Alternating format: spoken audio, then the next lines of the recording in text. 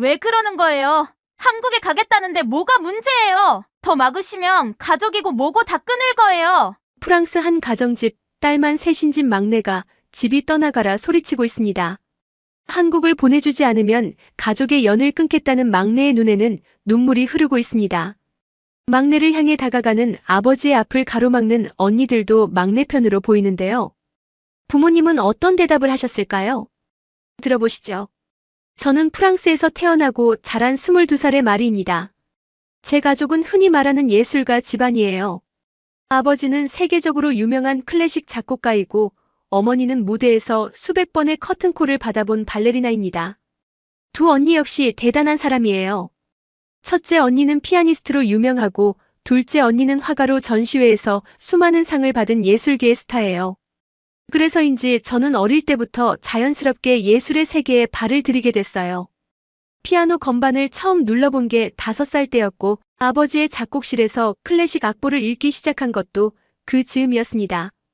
부모님은 제가 언젠가 아버지의 뒤를 이어 클래식 작곡가가 될 거라고 믿었어요. 아버지는 늘 제게 클래식의 아름다움과 순수함에 대해 이야기하셨습니다. 마리, 클래식은 가장 고결한 예술이란다. 시대를 뛰어넘어 사람들의 마음에 닿는 건 결국 클래식이지. 어머니는 아버지의 의견에 고개를 끄덕이며 제게 발레 공연에서 쓸 곡을 언젠가 만들어달라고 하셨어요. 두 분의 기대는 점점 저를 짓누르기 시작했어요. 하지만 저는 클래식보다 다른 음악에 마음이 끌렸습니다. 정확히 말하면 K-팝에 빠졌어요. 처음엔 단순한 호기심이었어요. 유튜브에서 우연히 본 K-팝 무대에서 느껴지는 강렬함, 독창적인 퍼포먼스, 그리고 세련된 멜로디에 저도 모르게 매료됐습니다. 한번 듣기 시작하니 멈출 수 없었어요. 전 세계의 팬들이 댓글을 통해 아티스트와 소통하고 음반 발매 날마다 SNS에서 폭발적으로 반응하는 걸 보면서 그 매력에 깊이 빠져들었어요. 처음엔 부모님께 숨겼어요. 클래식 작곡가인 아버지 앞에서 K-팝을 듣는 건 마치 금기를 어기는 느낌이었어요. 아버지의 작업실 옆에서 이어폰을 끼고 음악을 들을 때마다 괜히 죄책감이 들었습니다. 그런데도 K-팝을 듣는 걸 멈출 수 없었어요. 특히 편곡이 저를 사로잡았어요. 클래식에서 배운 화성 기법과 전통적인 구성을 기반으로 하면서도 비트와 리듬은 대중성을 극대화하고 있었어요. 제가 작곡가로서 배워야 할 게 바로 이거라는 생각이 들었습니다. 대학교에 들어가면서 제 안의 열정은 더 커졌습니다. 작곡 전공 수업에서도 저는 클래식 악보보다 K-팝의 편곡 구조에 더 관심이 갔습니다. 클래식의 기본은 알지만 대중음악은 전혀 다른 세계였어요. 수업이 끝난 뒤에 혼자 기숙사에서 K-팝 곡을 분석하고 코드 진행과 편곡의 패턴을 연구했어요. 그런데 이런 제 취향을 누구에게도 말할 수 없었습니다. 작곡 수업에서 제가 쓴 곡은 늘 클래식 기반의 것들이었어요. 교수님이 칭찬하실 때마다 마음 한구석이 불편했어요. 그러던 어느 날 제 인생을 바꾼 만남이 찾아왔습니다. 학교의 카페에서 커피를 마시고 있는데 옆 테이블에서 누군가 노트북으로 K-팝 무대 영상을 보고 있었습니다. 무심코 화면을 봤는데 그 사람이 저를 보며 말을 걸었어요. K-팝 좋아하세요? 저는 깜짝 놀라 고개를 끄덕였어요. 그 사람이 바로 지훈이었습니다. 지훈은 서울에서 온 교환학생이었어요. 그는 작곡과 편곡에 관심이 많아서 한국에서도 K-팝 작곡팀에서 일한 적이 있다고 했어요. 우리는 금방 친해졌습니다. 저보다 몇 살 많아서 그런지 지훈은 늘 저보다 한 발 앞서 있었어요. 그가 말해주는 K-팝의 역사와 편곡 구조에 대한 이야기는 마치 새로운 세계를 열어주는 것 같았습니다. K-팝에서 흔히 쓰이는 화음 진행이나 사운드 디자인 기법을 들으면서 저는 점점 클래식과 대중음악의 연결점을 찾기 시작했어요. 처음으로 제가 만든 곡을 지훈에게 들려줬을 때가 기억납니다. 밤늦게 학교 연습실에서 조심스럽게 피아노를 치며 지훈의 반응을 살폈어요. 곡이 끝나자 지훈은 웃으며 고개를 끄덕였습니다. 기본은 훌륭한데 너무 클래식 쪽으로 치우친 것 같아요. 대중적인 비트와 후크가 필요해요. 저는 그 말에 충격을 받았습니다. 클래식에서 배운 화음과 코드 진행이 완벽하다고 생각했는데 그게 부족하다고 하다니요. 그날 밤 저는 잠을 이루지 못했어요. 뭔가 새로운 걸 해야 한다는 생각에 머리가 복잡했습니다. 그동안 클래식 안에 갇혀 있었던 제 자신이 답답해졌어요. 결국 제가 찾고 있던 음악은 클래식이 아니라 대중음악 안에 있다는 걸 깨달았어요. 며칠 후 지훈이 저를 한국 식당에 데려갔습니다. 저는 그곳에서 비빔밥을 처음 먹었어요. 고소한 참기름 냄새와 매콤한 고추장 맛이 정말 놀라웠어요. 익숙한 서양 음식과는 전혀 다른 느낌이었어요. 그 순간 한국 음악도 이런 맛일 거란 생각이 들었어요. 기본적인 요소는 서양의 팝 음악과 비슷하지만 그 안에서 완전히 새로운 조화가 이루어지는 것. 저는 그날 비빔밥을 먹으며 제 안에서 뭔가가 깨어나는 느낌을 받았어요. 그 후로 지훈과 함께 K-팝의 구조를 더 깊이 연구했습니다. 지훈은 저에게 한국의 전통음악에서 비롯된 리듬과 멜로디를 설명해줬어요. 저는 클래식의 화음과 한국적인 리듬을 결합하면 완전히 새로운 곡이 나올 수 있겠다는 생각이 들었어요. 하지만 부모님께 이 이야기를 할 자신이 없었어요. 제가 K-팝 작곡을 한다고 하면 부모님은 분명 크게 실망하실 겁니다. 그래도 이대로 숨기고 살 수는 없었어요. 저는 결국 부모님께 솔직하게 말씀드렸습니다. 아버지, 어머니, 저 한국에서 작곡을 공부하고 싶어요. 부모님은 처음엔 무슨 말을 하는지 이해하지 못한 것 같았어요. 아버지가 고개를 저으며 웃더니 물었어요. 말이 내가 클래식을 포기하겠다는 말이야? 저는 고개를 끄덕이며 말했어요. 클래식을 포기하는 게 아니에요. 클래식에서 배운 걸 대중음악에 접목하고 싶어요. 한국에서 K-팝 작곡가로 데뷔하고 싶습니다. 아버지의 얼굴이 굳어졌어요. 어머니도 믿을 수 없다는 표정으로 저를 바라봤습니다. 클래식 작곡가의 딸이 대중음악을 한다고? 아버지의 목소리가 차가워졌어요. 너는 결국 평범한 길을 가겠다는 거구나. 저는 아버지의 말에 반박하고 싶었지만 아무 말도 할 수 없었어요. 그날 밤 저는 혼자 방에서 K-팝 곡을 들으며 울었어요. 부모님께 제 마음을 이해받기란 쉽지 않다는 걸 깨달았습니다. 하지만 그렇다고 해서 제가 꿈꾸던 길을 포기할 순 없었어요. 저는 이미 마음속 깊이 결정을 내렸습니다. 이제 남은 건 부모님의 반대에 맞서 제 길을 가는 일이었어요. 부모님께 제가 한 번 더 한국에서 작곡 공부를 하겠다고 말씀드린 날, 거실 공기는 얼음장처럼 차가웠어요.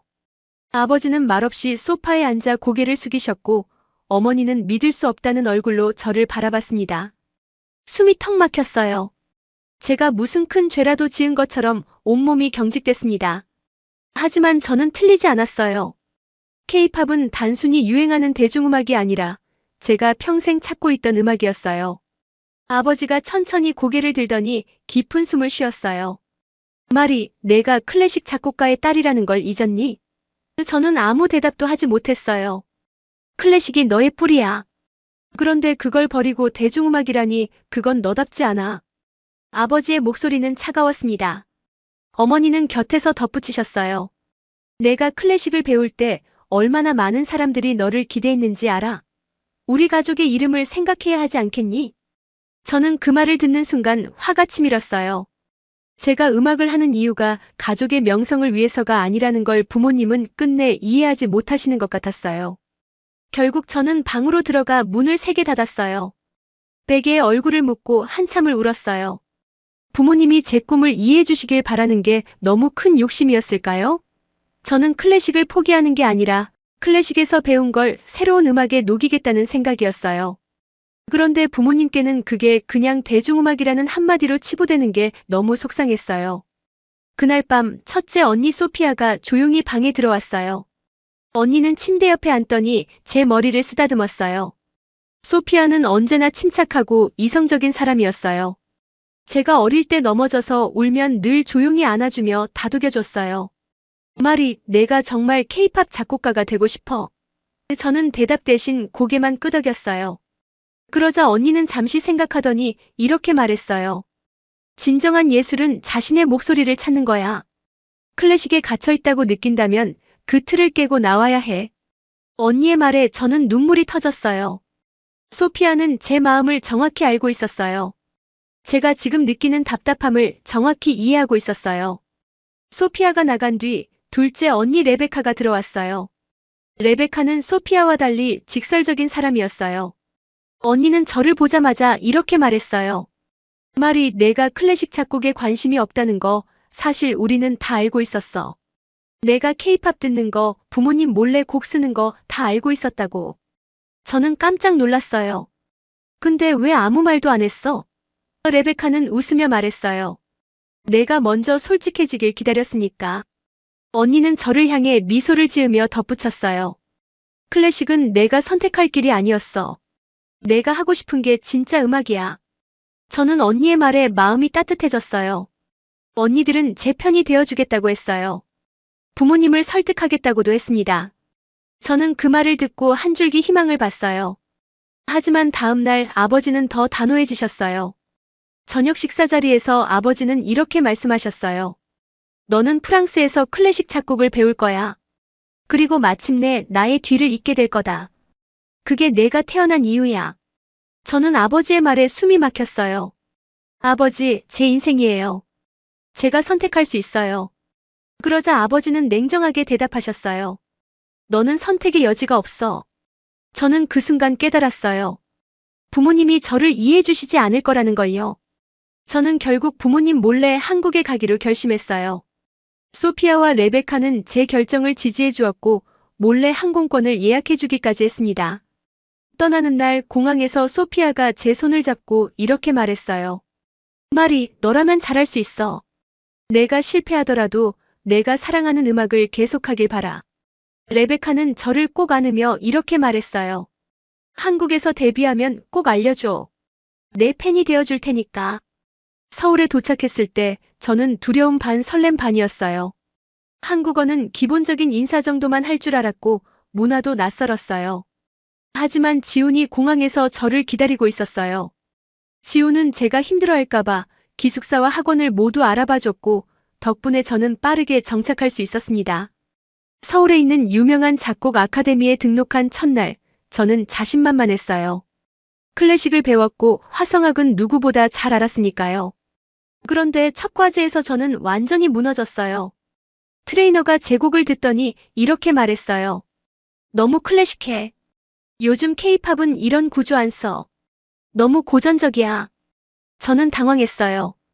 제가 배운 건 틀리지 않았어요. 그런데 트레이너는 고전적이라고 말했어요. 이틀 동안 밤을 새우며 곡을 수정했지만 결과는 마찬가지였어요. 저는 제가 틀렸다는 걸 인정하고 싶지 않았습니다. 작곡팀에서 열린 공개 오디션에서 저는 자신 있게 곡을 발표했어요. 그런데 트레이너는 한마디로 끝냈어요. 내 곡은 개성이 없어. K-팝에서 중요한 건 독창성이야. 저는 그 말을 듣고 정신이 아득해졌어요. 그날 밤 지훈이 저를 찾아와 말했어요. 괜찮아, 마리. 누구나 처음엔 시행착오를 겪어. 그런데 저는 지훈의 위로가 위로로 들리지 않았어요. 부모님은 이미 전화를 걸어 저에게 돌아오라고 했습니다. 내가 결국 실패할 줄 알았다는 말이 제 귀에 맴돌았어요. 저는 제 선택이 잘못됐다는 생각이 들었어요. 프랑스로 돌아가야 하나 고민했어요. 실패자처럼 보이는 게 너무 두려웠습니다. 그런데 돌아가면 부모님은 제가 틀렸다는 걸 증명했다고 생각하겠죠. 저는 그걸 받아들이고 싶지 않았어요. 저는 결국 선택해야 했습니다.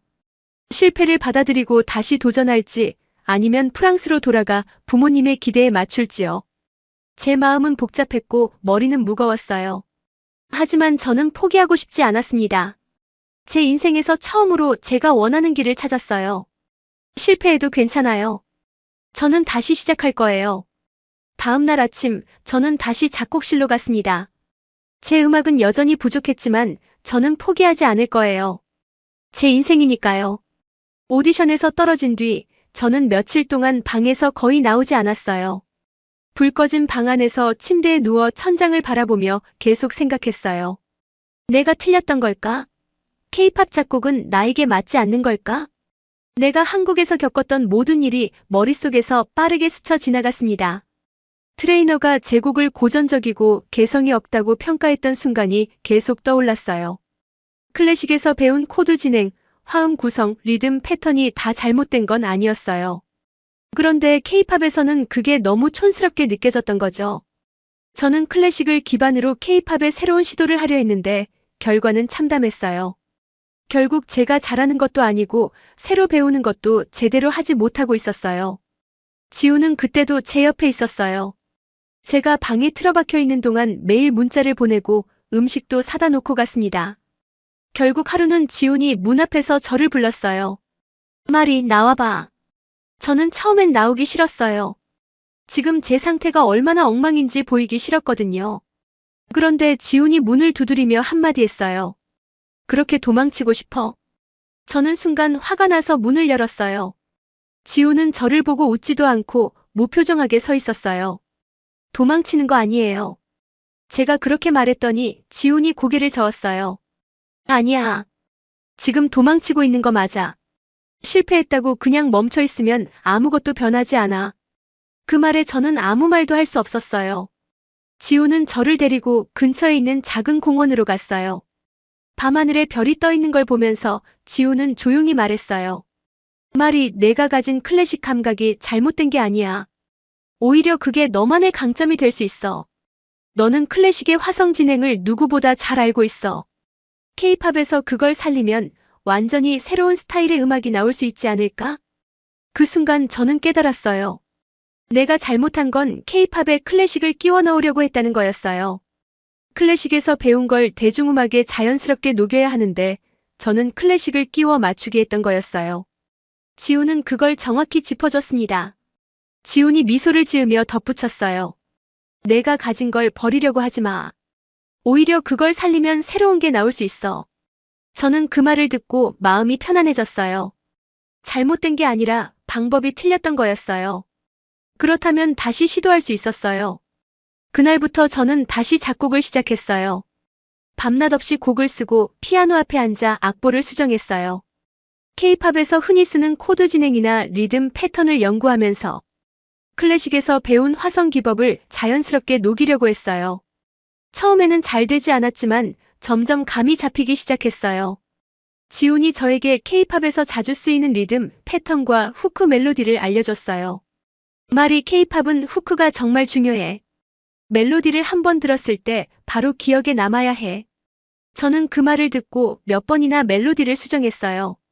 클래식에서 배운 복잡한 진행 대신 더 단순하고 반복적인 멜로디로 바꿨어요. 그러자 곡이 훨씬 대중적으로 변했어요. 처음으로 완성된 곡을 지훈에게 들려줬을 때 지훈은 아무 말도 하지 않고 한동안 곡을 들었어요. 곡이 끝나자 지훈이 웃으며 말했어요. 이거 괜찮은데? 저는 그 말을 듣고 자신감이 생겼어요. 그 후로 저는 곡 작업에 더욱 집중했어요. 피아노 앞에서 보내는 시간이 늘어났고 지훈과 함께 곡의 구조나 편곡을 계속 수정했어요. 지훈이 어느 날 이런 말을 했어요. 말이 이 곡 완성되면 기획사에 보내볼래?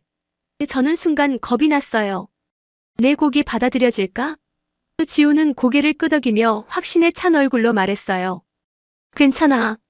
이번엔 다를 거야. 결국 저는 그 곡을 기획사에 보냈어요. 며칠 뒤 기획사에서 연락이 왔어요. 기획사에서 미팅을 원한다고 했어요. 저는 떨리는 마음으로 지훈과 함께 기획사를 찾았어요. 프로듀서가 제 곡을 다시 들으며 이렇게 말했어요. 이 곡 독창적이네요. 후크가 중독성 있어요. 그런데 이 화성 진행은 어디서 배운 거죠? 저는 자신 있게 대답했어요. 클래식에서 배웠습니다. 프로듀서가 흥미롭다는 듯 고개를 끄덕였어요. 결국 저는 그 곡이 데뷔팀의 타이틀곡으로 선정됐다는 소식을 들었어요. 믿기지가 않았어요. 제가 만든 곡이 무대에서 울려 퍼진다는 생각에 온몸이 떨렸어요. 첫 녹음이 끝났을 때 저는 무대 뒤에서 눈물을 흘렸어요.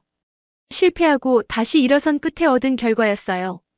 음원이 발매된 날 저는 차트를 확인했어요. 10위에서 시작했던 곡은 몇 시간 만에 1위로 치솟았어요. 차트에서 제 이름이 보였어요. 말이. 제 이름이 K-팝 차트에서 빛나고 있었어요. 지훈이 그 순간 저를 보고 웃으며 말했어요. 말이, 너 이제 진짜 작곡가야. 저는 웃었어요. 응, 나 이제 진짜 내 길을 찾은 것 같아.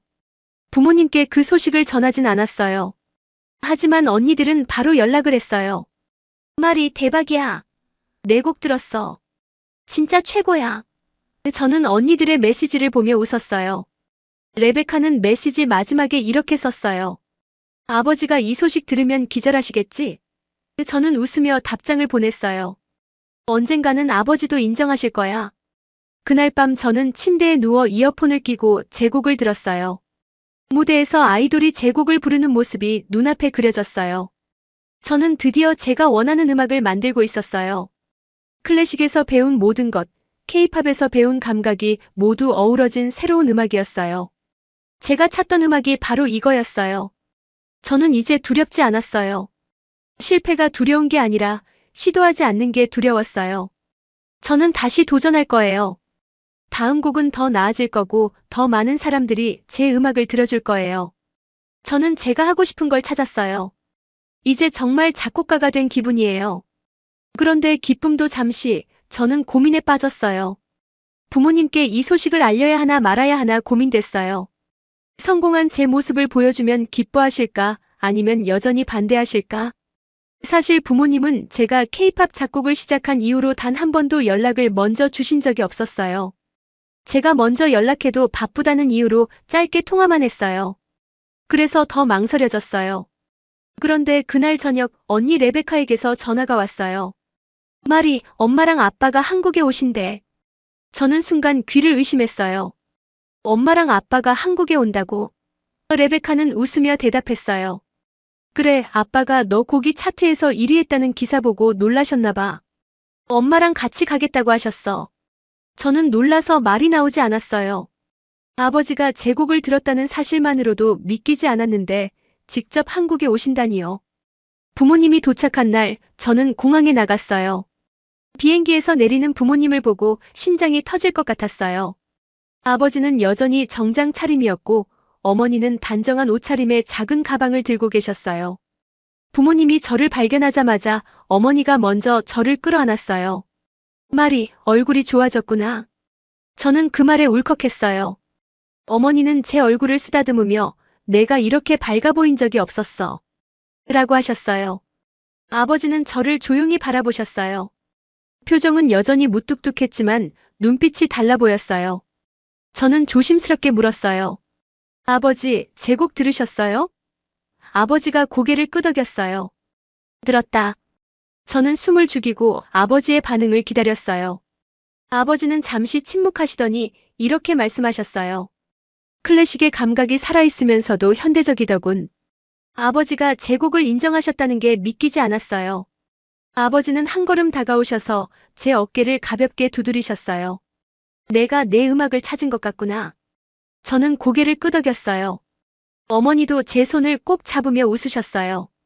내가 하고 싶은 일을 하면서 이렇게 행복해 보이니 그게 제일 중요하다는 걸 이제야 깨달았어.